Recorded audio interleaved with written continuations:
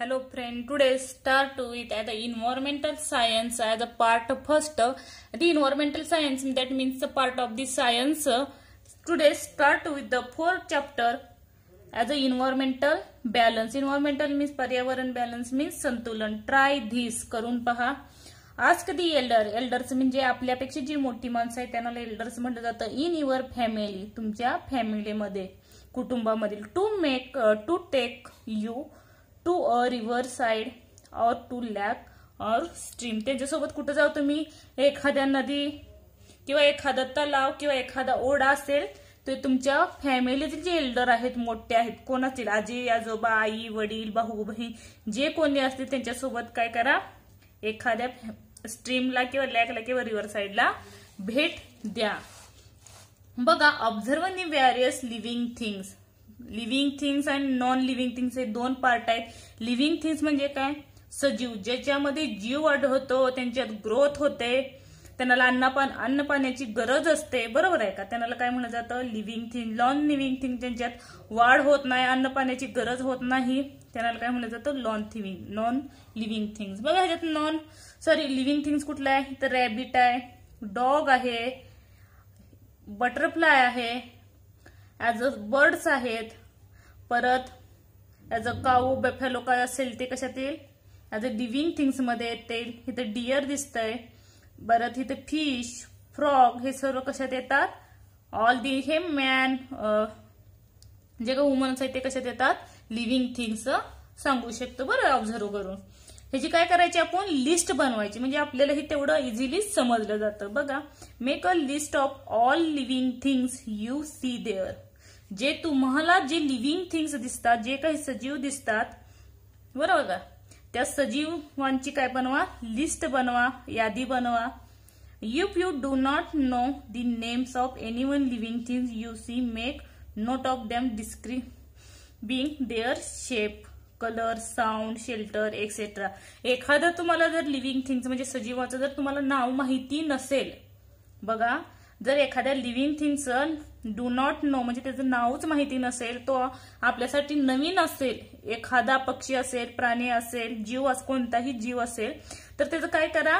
Description लिहा, त्याचा shape लिहा, कलर लिहा, साऊंड लिहा, शेल्टर लिहा, म्हणजे त्याच्यावरून तुम्हाला कुणाकडे तर त्याची माहिती मिळू शकेल. आवर ड्रॉ देअर पिक्चर, आणि त्याचं पिक्चर सुद्धा काढायचा, रफ पिक्चर काढायचा प्रयत्न करा. Count how many types of living things you see. म्हणजे तुमचे जे काही टाइप्स आहेत लिव्हिंग थिंग्स मध्ये, आता बर्ड्स हा पहिला टाइप झाला, फिश असेल हा दुसरा टाइप झाला, काऊ असेल, रॅबिट असेल, असे काय करा, जे काही टाइप्स आहेत लिव्हिंग थिंगचे ते काउंट करा आणि त्याची लिस्ट बनवा. Now repeat the activity near your house. आता तुम्ही एखाद्या परिसरात गेला, परिसरात म्हणजे नदी काठी गेला, तिथं तुम्हाला जे काही लिव्हिंग थिंग्स आढळले त्याची लिस्ट बनवा. नंतर हीच ऍक्टिव्हिटी नंतर कुठं करायची? House, in the school, garden, जे काही शाळेतील गार्डन आहे तिथं, इन अ फील्ड, म्हणजे जिथं काही तुम्हाला जवळचं शेत वगैरे दिसेल तिथं हे प्रोसेस करा. तुम्हाला कुठले कुठले नवनवीन लिव्हिंग थिंग्स जाणवतात ते पाहायचे. बघा, नंतर बघा, can you tell. Can you tell म्हणजे सांगा, पाहू. बघा, in the course in your observation did you notice the signs of the presence of living things through the living things themselves were not seen. म्हणजे हे सजीव प्रत्यक्ष दिसले नाहीत पण ते तिथे होते किंवा येऊन गेले, अशा प्रकारचे तुमच्या काही खुणांचे निरीक्षण तुम्ही पाहिले आहेत. म्हणजे त्याची काही पायवाटा असतील किंवा जायची काही वेगळं आवाज येत असेल, हे काय आपल्याला ऑब्झर्व झालं का हे विचारलंय. For example, did you notice any partly eaten fruit or shell. म्हणजे एखादा पक्षी फ्रूट खाल्लाय किंवा त्याचा शेल खाल्लेला पाहिला आहे का? फॉलन फिदर, काही काही बघा, एनी पार्ट म्हणजे कुठल्याही पार्टचा इटन फ्रूटचा खाल्लेला असेल किंवा शेलचा भाग अर्धवट खाल्लेला एखादा पक्षी असेल, बरोबर आहे का? नंतर बघा, फॉलन फिदर म्हणजे गळलेली पिसे असतील, उदाहरणार्थ पिकॉक पाहिला, परत कॉक असेल, हेन असेल, ह्यांची सुद्धा काय पडतात? फिदर्स पडली जातात. परत अॅनिमल ट्रॅक म्हणजे काही अॅनिमलची पाऊलखुणा असतील, परत डंग्स म्हणजे शेण, परत ड्रॉपिंग म्हणजे लेंड्या, नेस्ट, कुकुन्स म्हणजे कोश, एग्स अंडी, हनीकॉम अशा विविध ठिकाणी म्हणजे एखाद्या ठिकाणी गेलं हे तुम्हाला जे काही ऑब्झर्व झालं ते सुद्धा त्यात काय करा, नोट डाऊन करा. नंतर बघा नेक्स्ट क्वेश्चन, कुड you observe any micro organism. बघा मायक्रो ऑर्गॅनिझम म्हणजे एक अतिशय सूक्ष्म जीव, कळते का, अतिशय सूक्ष्म जीव म्हणजे ते डोळ्यांना काही केवळ इतके दिसतही नाहीत एवढे सूक्ष्म असतात. किंवा पाण्यात वगैरे पाहायला एखाद्या डास असेल त्या डासाची एकदम जी काही अंडी घालण्याची सुरुवात असते ते अतिशय सूक्ष्म असतात. हे तुम्हाला ऑब्झर्व झालं का. नंतर बघा क्वेश्चन विचारले ते तुमच्या हिशोबाने आन्सर द्यायचंय. नंतर बघा how many types of living thing did you see at the place you visited. तुम्ही ज्या प्लेसला व्हिजिट दिला त्याच्यामध्ये तुम्हाला किती टाइप्स दिसले लिव्हिंग थिंग्स ते लिहा. कोणतेही टाइप्स असू दे, एनी. एक्झाम्पल बर्ड्स असेल, बटरफ्लाय असेल, काऊ असेल, बॅफॅलो, फिश, हे काही टाइप्स आहेत ते वेगवेगळे लिव्हिंग थिंग्स आहेत, बरोबर आहे का. डू यू नसेल तर अॅनिमलचं वेगळं करा आणि प्लांटचं वेगळं केलं तर का तिथं प्लांट ही कशात येतात, लिव्हिंग थिंग्स मध्ये येतात. तुम्हाला कुठला नवीन प्लांट वाटला तेही तुम्ही लिहू शकता, बरोबर आहे का. नंतर बघा do you think you saw all the kinds of living things that belongs there. Did you see the same living things at a various place or different ones. म्हणजे तुम्ही ज्या लिव्हिंग प्लेसला मीट केला म्हणजे भेटला त्याच्यामध्ये तुम्हाला सारखे लिव्हिंग थिंग्स कुठले आढळले. समजा एखादा पक्षी असेल ते आपण एखाद्या लेकच्या ठिकाणी बघितला असेल, तोच आपल्या घराशेजारी असेल किंवा तोही शाळेत असेल, लाईक स्पॅरो, बरोबर आहे का, किंवा पॅरोट, एनिथिंग जे सेम वाटतात ते लिहायचे. किंवा प्लांट असेल, कुठलंही प्लांट, रोज असेल तुम्ही स्ट्रीमच्या ठिकाणी ओढ्याच्या ठिकाणी पाहिला तेच तुमच्या घरीही लावलेलं असेल हाऊसमध्ये किंवा शाळेत पण असेल. अशी काही सेम प्लेस आणि डिफरंट म्हणजे आपण एखाद्या ठिकाणी वेगळं वडाचं झाड असेल कुठं रिव्हरच्या ठिकाणी, स्ट्रीमच्या ठिकाणी, ते आपल्या घराशेजारी नाही पर शाळेतही नाही, असे डिफरंट वन सुद्धा त्यात लिहून काढा. बघा the variety you see all the living things that belong to a particular area is called as biodiversity of the place. बघा व्याख्या आहे, बायो म्हणजे जीव, डायव्हर्सिटी म्हणजे विविधता आणि बायोडायव्हर्सिटी म्हणजे जैव विविधता. लक्षात ठेवा, BIO बायोलॉजी म्हणलं जातं. बघा बायो मीन जीव, ज्याच्यात जीव आहे अशी असणारी विविधता म्हणजे जैव विविधता. त्याची डेफिनेशन आहे the variety of see in all living thing. म्हणजे प्रत्येक सजीवामध्ये काय दिसती, व्हरायटी दिसती, वेगळेपणा दिसतो. That belong to particular area, त्या एरियानुसार. त्यालाच काय म्हणलं जातं, बायोडायव्हर्सिटी ऑफ दॅट प्लेस. त्या प्लेसची बायोडायव्हर्सिटी किंवा जैवविविधता म्हणलं जातं. बघा मराठीत सांगते, एखाद्या भागात आढळणाऱ्या सजीवामध्ये जी विविधता दिसते, बघा एखाद्या भागात आढळणाऱ्या सजीवामध्ये जी काही पर्टिक्युलर एरिया म्हणजे काय विविधता सजीवामध्ये दिसून येते त्याला जैवविविधता म्हणलं जातं. महत्वाचे व्याख्या डेफिनेशन आहे, लिहून काढा. आणि ही कशी सांगितली, बायोमी जीव, डायव्हर्सिटी म्हणजे विविधता यानुसार. नंतर बघा कॅन यू टेल, सांगा पाहू. बघा which one of the place you visited show greater biodiversity.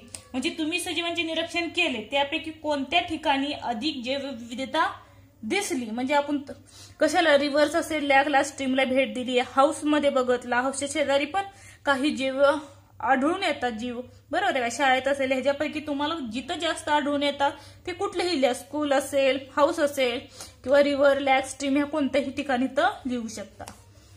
नंतर बघा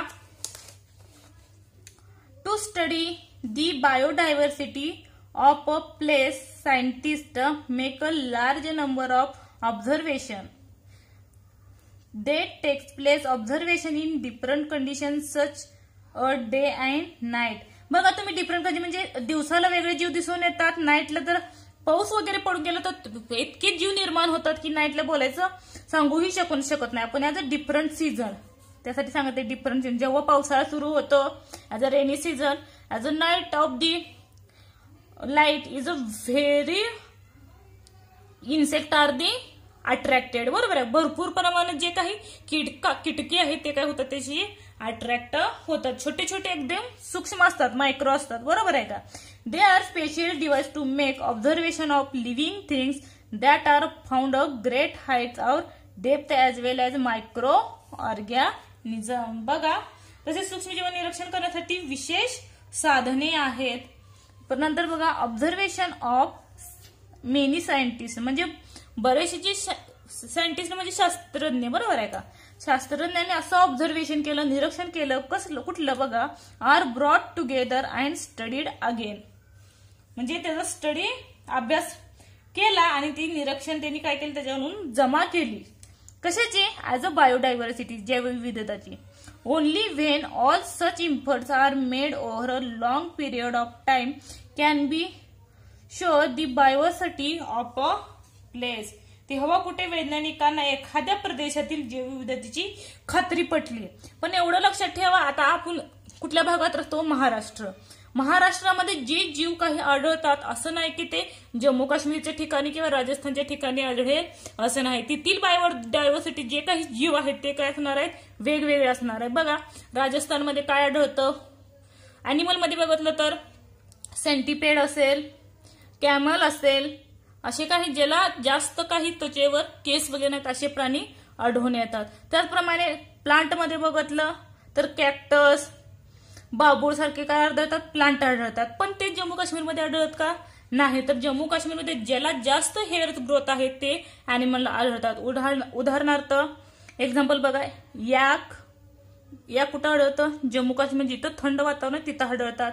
याक असेल, बियर असेल. प्लांट बघितलं तर ज्याची कोनाकार, ज्याचा कोणाचा आकार आहे, शंकूसारखा आकार असतो, त्याप्रमाणे म्हणजे त्याच्यावरून तो बर्फ घसरून जावे म्हणून. म्हणजे ही काय, प्रत्येकाची डायव्हर्सिटी चेंज आढळून येते. नंतर बघा, द इन्व्हायरमेंट, पर्यावरण. दिस सराउंडिंग म्हणजे लक्षात ठेवा, सभोवताल, आसपासचा जो भाग आहे त्याला सराउंडिंग म्हणलं जातं. And the conditions in those surrounding which affect the lives of the organism there are together known as their environment. परिसर हा शब्द तुम्हाला माहितीच आहे, बरोबर आहे का. ॲज नोन दी एन्व्हायरमेंट. आपल्याला परिसर म्हणजे काय, हा आपल्याला माहिती आहे. जो काही आसपासचा भाग आहे, ज्या भागात आपण राहतो तो म्हणजे परिसर, बरोबर आहे का. It include the many component such as sunlight, air, water, soil, plant, animal etcetera. ह्यात कुठले घटक असतात? Many component. कॉम्पोनंट म्हणजे घटक, मेनी म्हणजे भरपूर. म्हणजे भरपूर प्रमाणात कुठले घटक आढळतात? ॲज अ सनलाइट म्हणजे सूर्यप्रकाश, एअर हवा, वॉटर पाणी, सॉइल म्हणजे माती, प्लांट म्हणजे झाडं, अॅनिमल म्हणजे प्राणी एक्सेट्रा. ह्या प्रकारचे भरपूर प्रमाणात काय आढळतात, आपल्याला घटक आढळून आलेले दिसून येतात. बघा, हे काय सगळे सनलाइट असेल, एअर असेल, सॉइल, वॉटर, हे काय सर्व लिव्हिंग थिंग्स मध्ये येतात का? नाही. तर हे नॉन लिव्हिंग थिंग्स मध्ये येतात. प्लांट आणि अॅनिमल्स हे कशात येतात? लिव्हिंग थिंग्स मध्ये येतात. बघा, त्यावरून काय सांगितलं ह्यांनी, living and non living things are depends on each other. बघा, लिव्हिंग थिंग म्हणजे जे काही सजीव आहेत, जे काही निर्जीव आहेत ते एकमेकांशी कसे आहेत, एकमेकावर डिपेंड आहेत, बरोबर आहे का. There is a lot. जर सूर्यप्रकाशच नसेल, सनलाइट नसेल, एअर नसेल, वॉटर, सॉइलच नसेल, तर plant and animal as do not live म्हणजे ते जगू शकणार नाही कुठेतरी.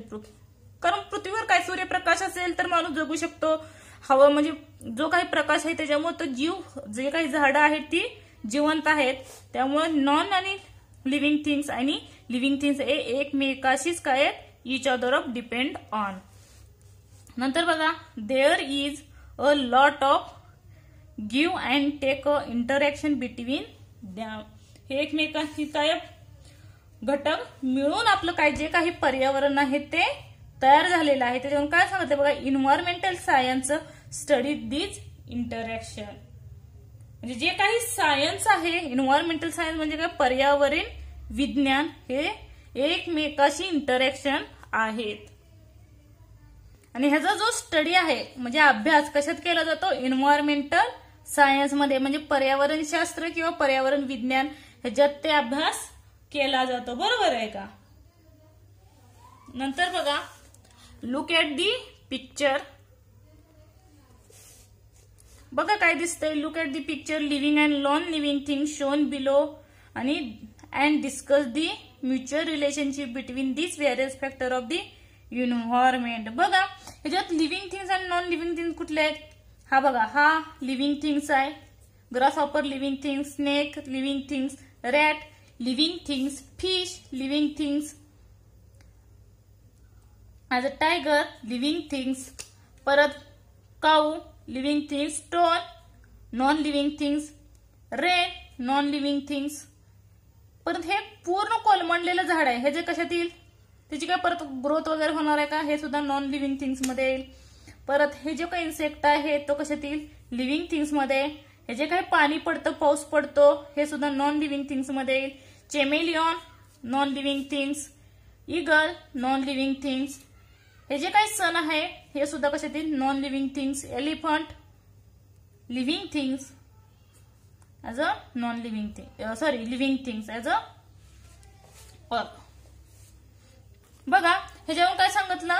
Living and non living factor of the environment. हे आपल्या जे काही पर्यावरण आहे त्याच्यामध्ये living and non living things जे काही आहेत, पण ते कसे आहेत? एकमेकावर डिपेंड आहेत, हे अगोदरही सांगितलेले. ह्याच्यामुळे जर पाऊस पडणं, सूर्यप्रकाश असणं, ह्याच्यामुळे ते जीव जे काही लिव्हिंग थिंग्स आहेत त्याच्यामुळे ते टिकून आहेत, बरोबर आहे? एकमेकावर ते डिपेंड आहे त्यांच्यात, त्यामुळे काय होतं? इंटरॅक्शन होत असतं, बरोबर आहे का?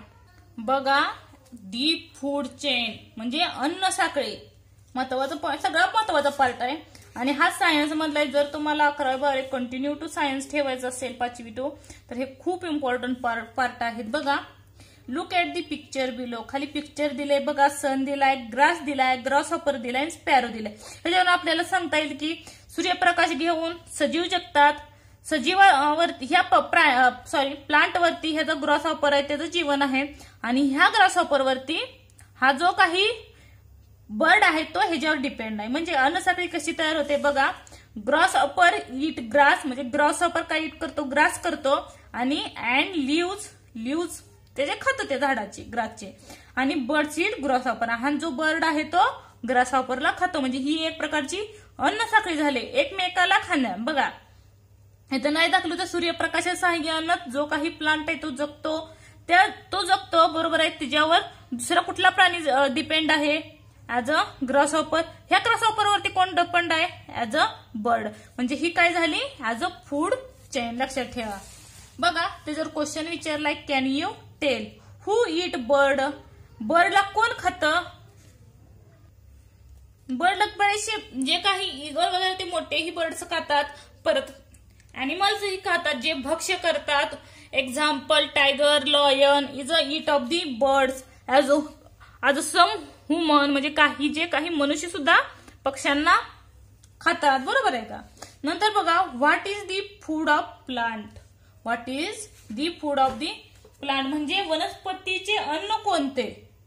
वनस्पतीचे अन्न मी इथं सांगितले, सूर्यप्रकाश हेच त्याचं अन्न आहे. त्याच्या सहाय्यानं ते आपले अन्न बनवत असतं. अन्न म्हणलं तर काय येईल? सॉइल असेल, वॉटर असेल आणि न्यूट्रिएंट मिनरल्स हे सर्व कशात येतात? As a food of the plant मध्ये येतात.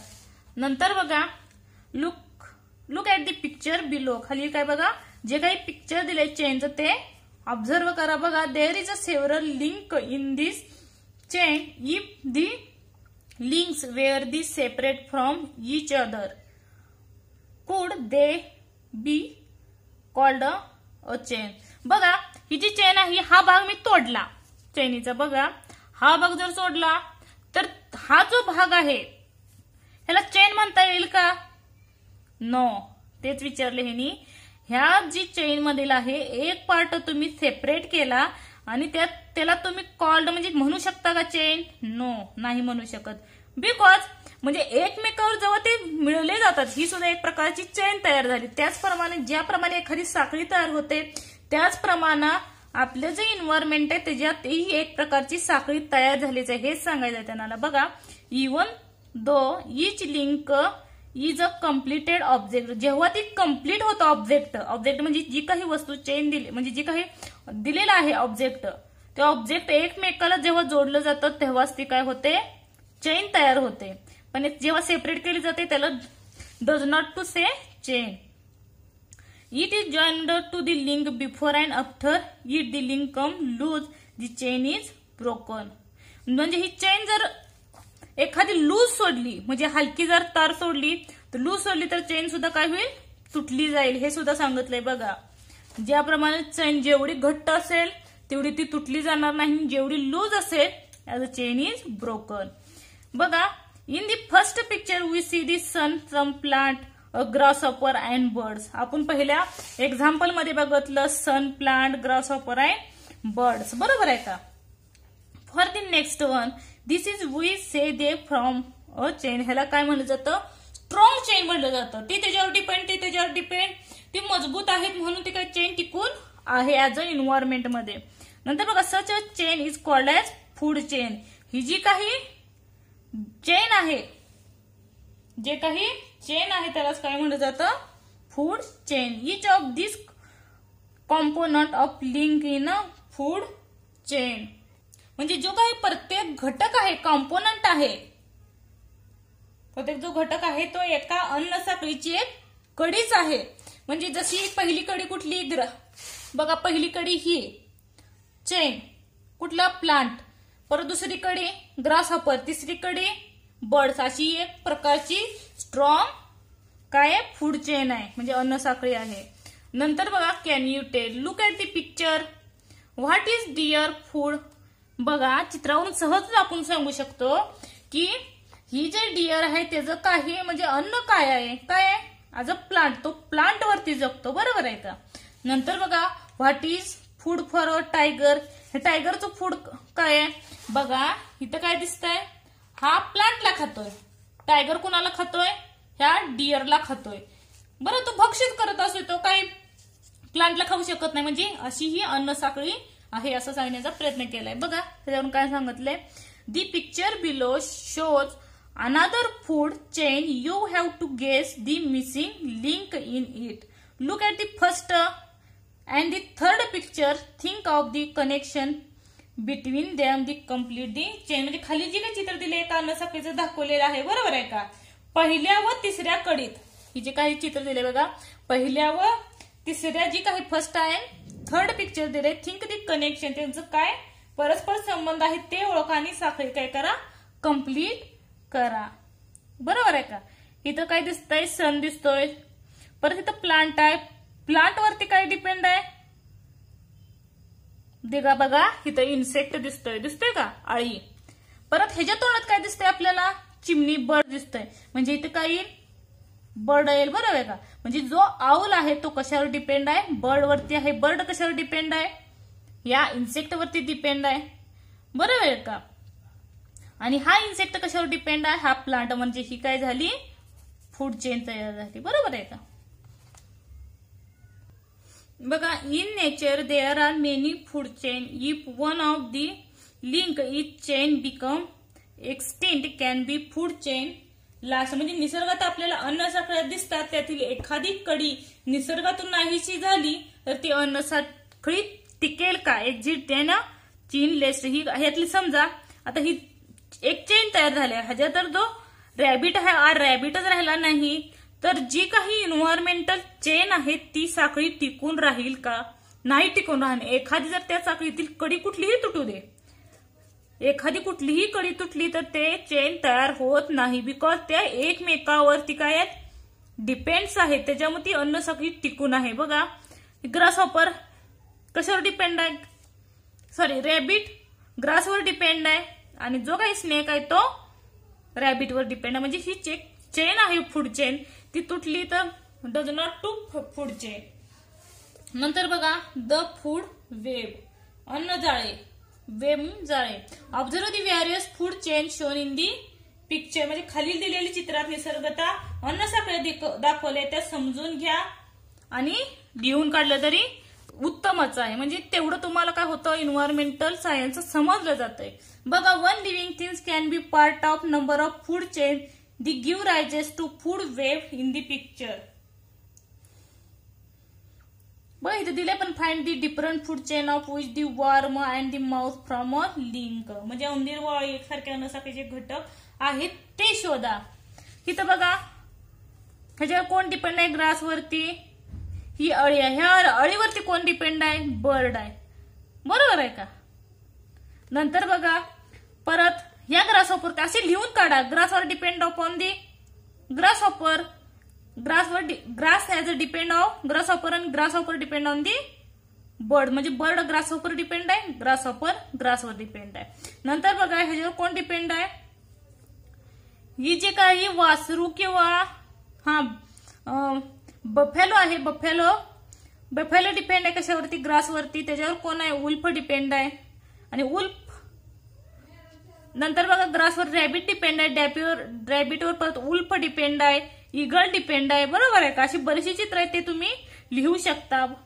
परत बघा इथं कशाचं आहे, ग्रेप्स चिन्ह आहे. ग्रेप्स वरती ही आळी डिपेंड आहे, या आळीवरती नंतर बर्ड डिपेंड आहे. अशी बरीचशी तुम्ही उदाहरण बनवू शकता. As a web from the interlinking several food chain. ह्याच्यापासून बऱ्याचशा फूड चेन आपल्याला तयार करता येतात. बघा हा इम्पॉर्टंट पॉइंट दर वर्षी तुम्हाला असतोय. कुठला आहे बघा, the most important food in food chain plant मधली फूड चेन. बघा नुसती only for food plant food chain. Every living thing get its food from environment. प्रत्येक सजीवाला कशाची गरज आहे, फूडची, अन्नाची गरज. जो काही पर्यावरणात माणूस जगतो किंवा वनस्पती जगतात सर्वांना कशाची गरज आहे, अन्नाची गरज आहे. बघा नंतर many animals in environment it only plant. बरेचसे जे अॅनिमल्स आहेत ते इन्व्हायरमेंटल वरती जे काही प्लांट आहेत ते अन्न म्हणून वापर करतात किंवा खातात. बरोबर आहे. बरेचसे जे अॅनिमल्स आहेत. Other animals eat the animals the live on the plant. जे प्लांट खातात जे अॅनिमल्स त्याच्यावरती दुसरे अॅनिमल्स डिपेंड आहे, म्हणजे ते भक्ष्य म्हणून ते अॅनिमल्स खात असतात. But plant make their on food. आपल्याला माहिती आहे. परंतु जे काही वनस्पती आहे ते स्वतःच अन्न स्वतः तयार करतात. कशाच्या मदतीनं, sunlight, using water, carbon dioxide. आता कार्बन डायऑक्साइड हा तुमच्यासाठी नवीन शब्द आहे. कार्बन डायऑक्साइड हा हवेत असतो आणि परत आपण जो ऑक्सिजन घेतो त्याप्रमाणे तो कार्बन डायऑक्साइड घेतो आणि ऑक्सिजन वायू बाहेर सोडला जातो. आणि जे काही अॅनिमल मध्ये उलटी प्रोसेस असते, ऑक्सिजन घेतो आणि कार्बन डायऑक्साइड सोडतो. बरोबर आहे. From their air. Carbon dioxide हवेतील जो काही कार्बन डायऑक्साइड तो घेतो. बघा इथं आकृतीवर समजेल. सनलाइटच्या मदतीनं तो पानामध्ये साठवला जातो अन्नसाठा. त्यानंतर हवेतील कार्बन डायऑक्साइड घेतो, ऑक्सिजन वायू बाहेर सोडतो. दिसते बघा, कार्बन डायऑक्साइड घेतो, ऑक्सिजन वायू बाहेर सोडतो. आणि जे काही न्यूट्रिएंट आहेत कशात, सॉइल मध्ये वॉटर असेल, अदर मिनरल्स असतील, काही न्यूट्रिएंट असतील, ते जी काही रूट आहे त्याच्या सहाय्याने ते ऍब्सॉर्ब करतात आणि ती पूर्ण हवेत चिन्ह दाखवलेत हे पूर्ण बॉडीला पोहोचवले जातात प्लांटच्या. आणि त्या प्रोसेस मधून काय तयार होतं, फूड तयार होतं. कशाचं, ह्याचं, प्लांटचं. धन्यवाद. व्हिडिओ आवडला असेल तर लाईक करा, सबस्क्राईब करा आणि कमेंट करा. व्हिडिओ आवडला असेल तर धन्यवाद.